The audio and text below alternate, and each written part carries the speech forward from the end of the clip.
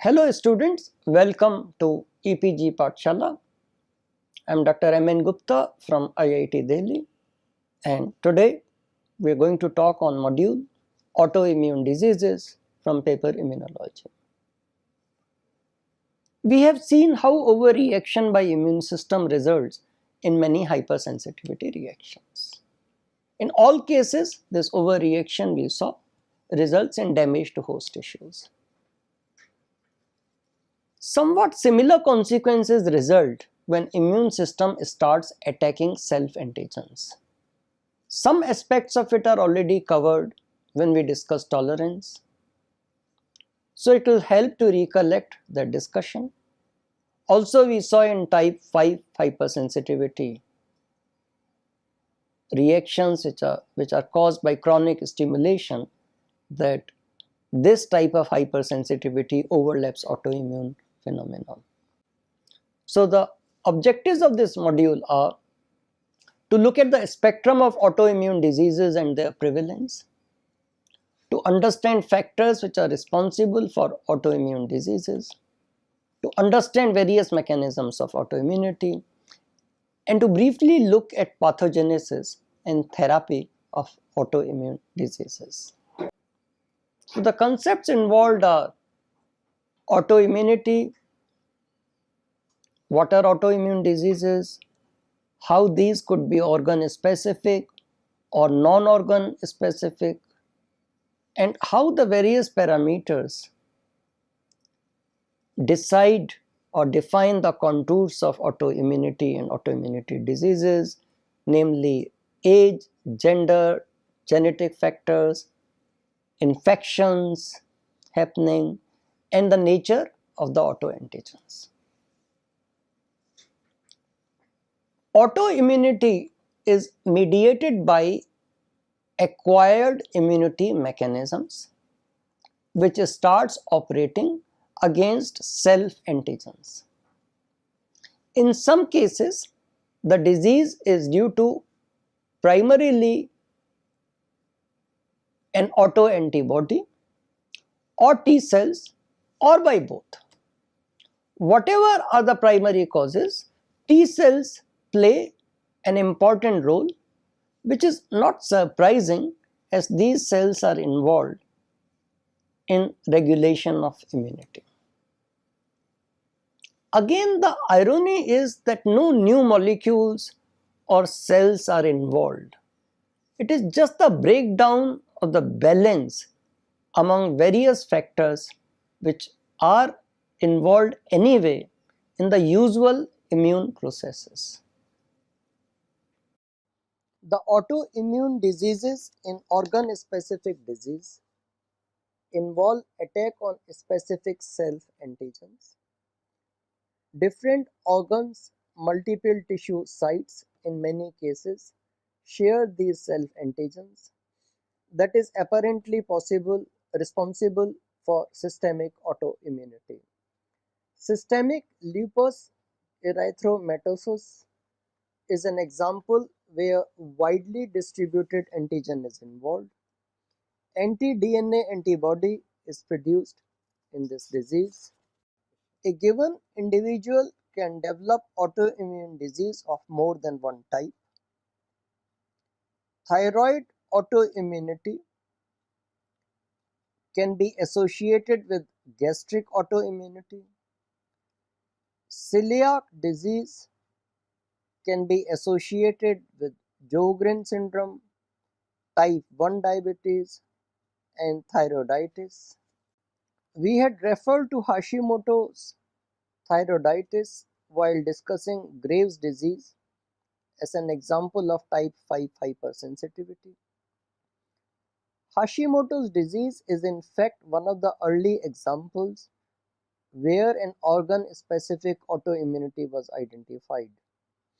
The disease is most common in middle-aged women and leads to promotion of goiter, promotion of the formation of a goiter due to hyperthyroidism. The thyroid gland gets infiltrated with mononuclear phagocytes and lymphocytes. The gland in this disease often shows regeneration of thyroid follicles, which distinguishes it from primary myxedema, in which thyroid shrinks and is nearly destroyed. Hashimoto's thyroiditis and SLE mentioned above are the extreme ends of the list of organ-specific and systematic autoimmunity. This slide shows the entire spectrum of the autoimmune diseases. On the top are the organ-specific diseases. As we go down the list, gradually the list morphs into the autoimmune diseases, which are non-organ specific. Naturally, there are remarkable overlaps at each end of this spectrum. Thyroid antibodies occur quite often in pernicious anemia patients who also generally have stomach autoimmunity. We mentioned this earlier. Similarly, stomach autoantibodies are often found in patients with thyroid autoimmunity.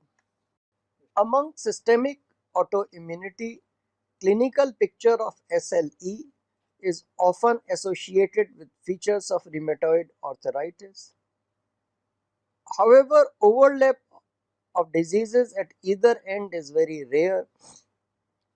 Although in non-organ specific diseases, symptoms appear in skin, joints, kidney and muscle, specific organs are more markedly affected.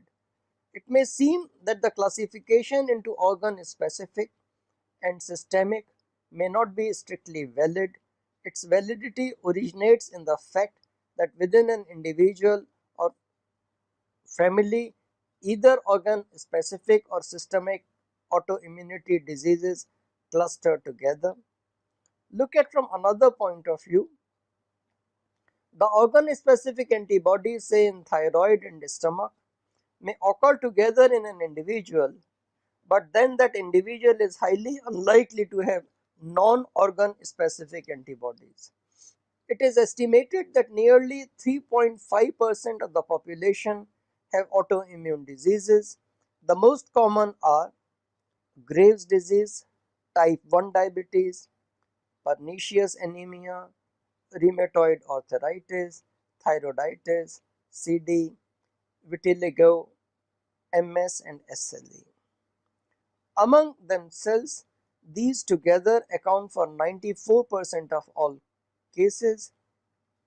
Other autoimmune diseases together represent only 6% of the incidences. Women are estimated to be affected 2 to 7 times more, but this number can vary and is as high as 10 times for SLE. Hashimoto's thyroiditis and SLE mentioned above are the extreme ends of the list of organ-specific and systematic autoimmunity. This slide shows the entire spectrum of the autoimmune diseases. On the top are the organ-specific diseases. As we go down the list, gradually the list morphs into the autoimmune diseases, which are non-organ specific. Naturally, there are remarkable overlaps at each end of this spectrum. Thyroid antibodies occur quite often in pernicious anemia patients who also generally have stomach autoimmunity. We mentioned this earlier. Similarly, stomach autoantibodies are often found in patients with thyroid autoimmunity. Among systemic autoimmunity, clinical picture of SLE is often associated with features of rheumatoid arthritis. However, overlap of diseases at either end is very rare. Although in non-organ specific diseases, Symptoms appear in skin, joints, kidney and muscle. Specific organs are more markedly affected. It may seem that the classification into organ specific and systemic may not be strictly valid. Its validity originates in the fact that within an individual or family, either organ specific or systemic autoimmunity diseases cluster together. Look at from another point of view. The organ specific antibodies, say in thyroid and stomach, may occur together in an individual, but then that individual is highly unlikely to have non-organ specific antibodies. It is estimated that nearly 3.5% of the population have autoimmune diseases. The most common are Graves' disease, type 1 diabetes, pernicious anemia, rheumatoid arthritis, thyroiditis, CD, vitiligo, MS and SLE. Among themselves, these together account for 94% of all cases. Other autoimmune diseases together represent only 6% of the incidences. Women are estimated to be affected 2 to 7 times more, but this number can vary and is as high as 10 times for SLE. The top half of this slide shows the factors predisposing the development of immunity. Some autoimmune diseases showing HLA associations are listed in the lower half. The role of gender has already been mentioned. Genetics is definitely important. Within a family, there is high predisposition to development of autoantibodies against the same organ-specific diseases. So, genetics control which organ is likely to be affected. MHC, which represents antigen or autoantigens, have an important role in this. There is a well-established correlation between HLA type and relative risk of various autoimmune diseases. While the percentage risk is more strongly correlated with MHC class II alleles, but in some cases strong correlation also exists with particular MHC class I alleles. The strongest correlation between HLA allele and percentage risk has been observed in ankylosing spondylitis with an individual with HLA-B27 is about 90 times more likely to develop the disease as compared to the one which lacks HLA-B27. Population studies show association of susceptibility to the IDDM with HLA genotype. IDDM stands for insulin dependent diabetes mellitus patients. Patients suffering from this invariably express HLA-DR1, HLA-DR3 and or HLA-DR4. These alleles are highly linked to HLA-DQ alleles which show high association with IDDM but is not detectable by serotyping. HLA-DR2 in fact seems to protect development of IDDM. It is rarely detected in IDDM patients. X represents here any other allele. Serotyping and trafficking and tracking family histories have been two approaches in looking at the genetic factors. Now, HLA genotyping has led to establishing more precise associations.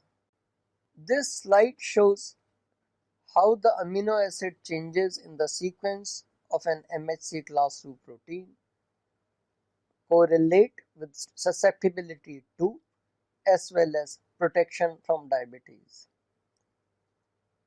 The usefulness of HLA genotyping and the insights it can provide is actually best illustrated in case of IDDM. DR3 and DR4 alleles are tightly linked genetically to DQ beta alleles.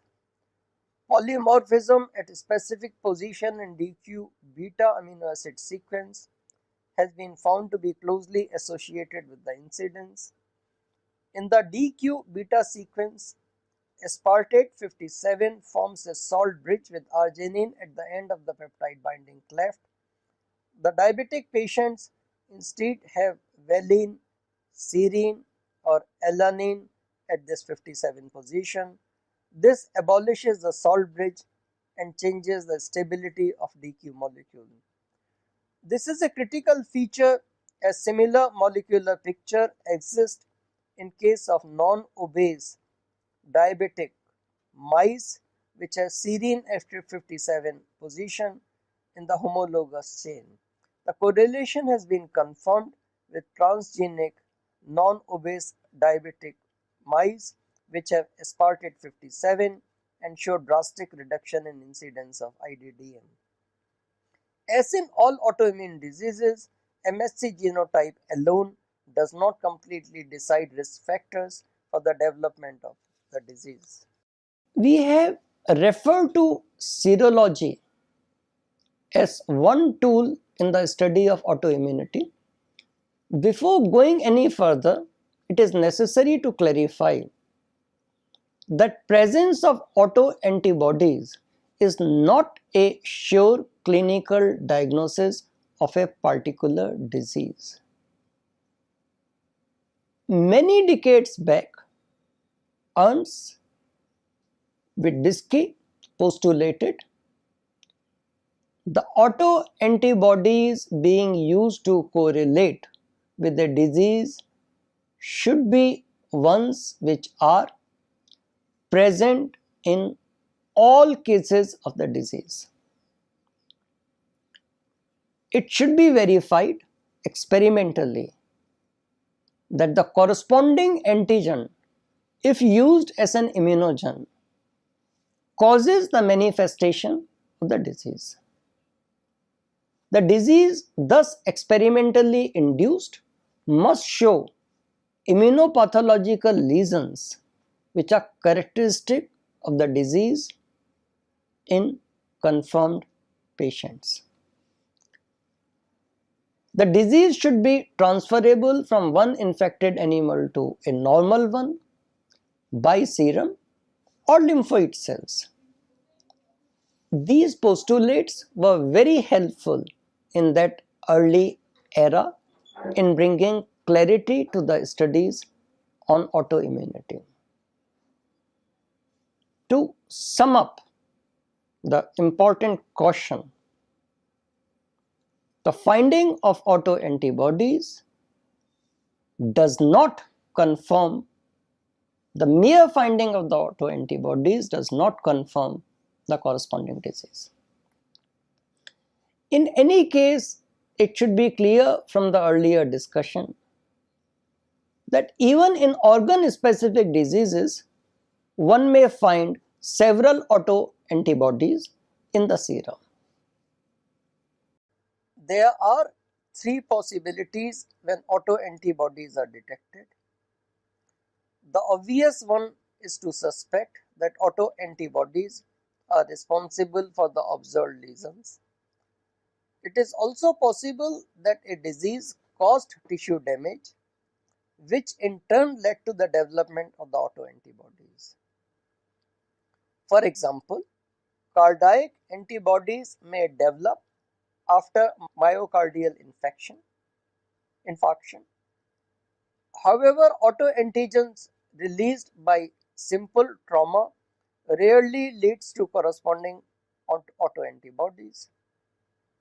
Thyroglobulin injected animals produce thyroid autoantibodies and show thyroiditis, which is very similar to Hashimoto's disease in humans. We have been discussing genetic factors. This is also shown by the fact that not all strains of an animal respond similarly when used for inducing autoimmunity. Let us now return to the other factors which we mentioned, which are part of multifactorial dependence of autoimmunity. What is more complicated is that these factors do not influence the percentage risk independently. Genetics and gender, for example, interact as factors. Older humans and other animals are more prone. This is understandable since aging immune system is known to display laxity in immunoregulation. While in general females are more prone to autoimmune diseases, ankylosing spondylitis is almost exclusive to males. Neuroendocrine system is implicated. In a strain of female mice, removal of estrogen secreting gland, ovaries, or treatment with male hormone testosterone prevented SLE development. On the other hand, castrated males become prone to SLE. Correlation between infectious agents and autoimmune diseases have been known. Chronic infections with Borrelia burgdorferi is responsible for Lyme arthritis. This is transmitted by ticks to deer and rodents to people. Cross-reactivity with microbial antigens is known to also induce autoimmunity through infection.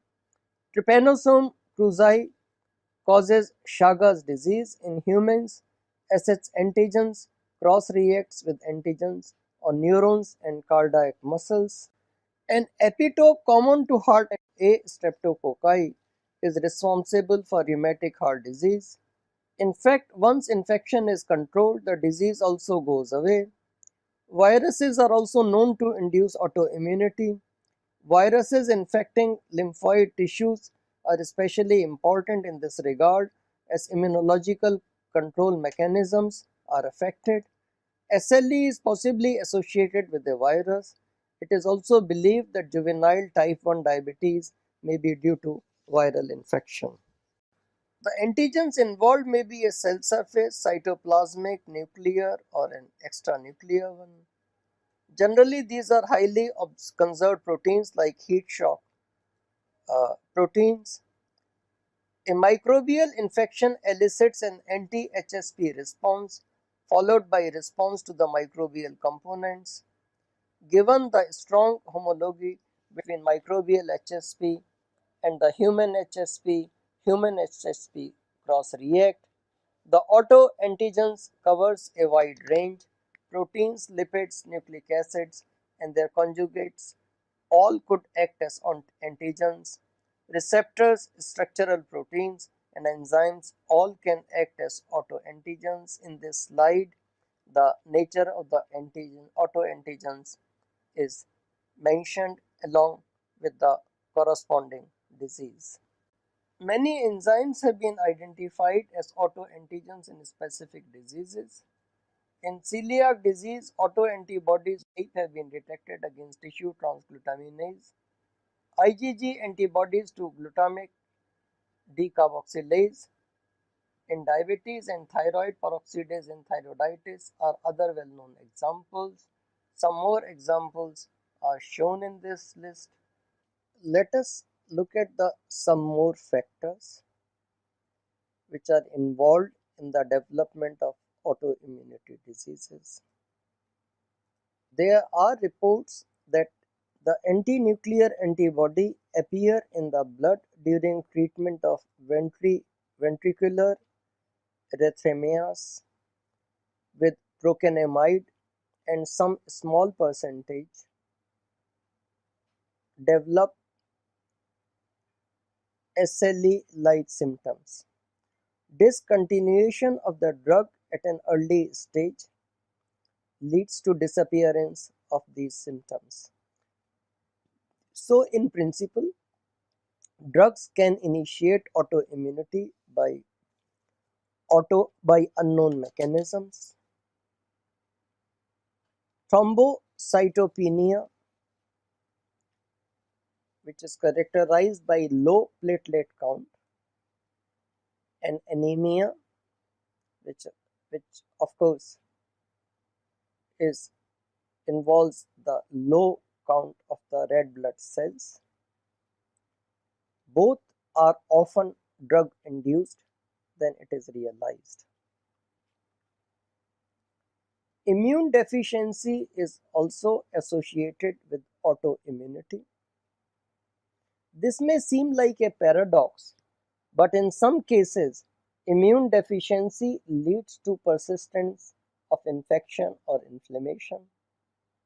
Deficiency of complement compounds C2, C4, C5 or C8 correlates with autoimmune diseases, particularly SLE.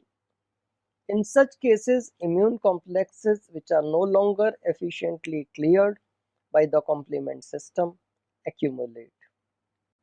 IgA deficiency also increases the risk of common variable immunodeficiency, which is called CVID. Then there are environmental factors. There is a disease called Goodpasture's disease, in which autoantibodies against type 4 collagen are produced. In this, only patients who smoked had pulmonary hemorrhage. Injury to endothelial lining is necessary to expose basement membranes. Serum from patients with Wegener's granulomatosis contains antibodies which are reactive with neutrophil cytoplasmic granules. This Wegener's granulomatosis has necrotizing vasculitis due to antibodies against a neutrophil protease called proteinase 3. An infection results in cytokine activated neutrophils translocating the antigen to the cell surface. This results in severe vasculitis. This slide shows how T cells sometimes help for intermolecular complexes in the induction of autoimmunity. In normal individual, tolerance is an inherent part of immune system which avoids autoimmunity. Hence, self-reactive lymphocytes are either eliminated or fail to produce enough antibodies or are unable to present these antibodies in enough concentration. Release of a sequestered antigen can be followed by its uptake by an APC, which now presents it to TH. In another route, a cell expresses MHC class II, which it should not, and thus becomes an antigen presentation cells for an autoantigen. Yet, third mechanism of autoimmunity, Ts and other cells are unable to send adequate suppression signals to Th, which becomes active. Lastly, polyclonal antigens bypass Th control. T cell involvement is critical to development of autoimmunity. Patients with thyrotoxicosis have thyroid specific T cell clones. Anti-CD4 helps in RA. The role of MHC in autoimmunity is due to their role in inappropriate presentation to T cells. In systemic autoimmunity, often anti-antigens involved are not identified. It is possible that T cells recognize idiotypes. Autoantibodies produced at the low level from immune complexes with autoantigens. These complexes are taken up by APC, which include B cells. These APC process the complexes and prevent antibody idiotype to Th cells. The idiotype specific T cells help corresponding B cells. We have earlier referred to an example of molecular mimicry where rheumatic heart disease is due to identity of epitopes between group A streptococci and heart muscle. In this case, these specific B cells receive stimulatory signal from streptococci epitope specific Th cells. This slide illustrates this T cell bypass mechanisms. The plasma cells secrete antibodies which cross-react with heart muscle cells. Infection by Epstein-Barr virus in humans lead to polyclonal activation of B cells of all specificities, not completely eliminated by central tolerance mechanisms. These, of course, include those against self-antigens. Patients with mononucleosis, which is caused by this virus, produce IgM against several self-antigens, including DNA. Class switching does not occur, indicating that Th cells are not involved. Control of infection leads to disappearance of these IgM antibodies. Regulating T cells, TREGs, maintain self-tolerance. Decrease in TREGs or impairment of their function has been identified as contributory causes in the several autoimmune diseases in humans. TREGs keep autoreactive Th under control through several ways, which include antigen-specific suppression. Cytokines like IL-10, T4F beta play a role in suppression. Either over-responsive Th cells or impairment of the Th cell functions tilt the balance towards autoimmunity. We have earlier pointed out close relationship between hypersensitivity and autoimmunity. In autoimmunity, the tissue damage ultimately operates via one of the hypersensitivity reaction. Hemolytic anemia results from the antibodies directed against RBC.